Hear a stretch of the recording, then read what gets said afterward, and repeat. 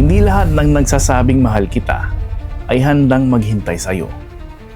Here are the 4 signs na ginagawang biro lang ang LDR nyo. Para sa ito. Number 1, consistent inconsistency. Minsan, sobrang sweet, tapos biglang mawawala ng ilang araw. Kung priority ka, hindi option ang pagiging cold ng walang dahilan. Number 2, no future plans.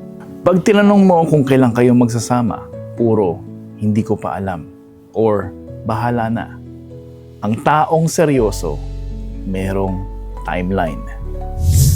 Number 3, the hidden relationship. Proud ba siya? Kung sa mahabang panahon, ay secret pa rin ang relasyon nyo sa pamilya or sa friends niya. Mag-isip-isip ka na. And number 4, only reaches out when convenient.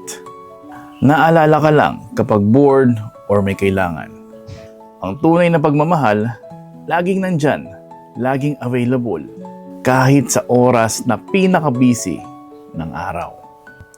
Huwag mong ubusin ang panahon mo sa taong hindi ka ibigay ang effort na deserve mo. Dahil ang distansya ay para sa mga taong seryoso, hindi para sa mga taong naglalaro lang. Para sa'yo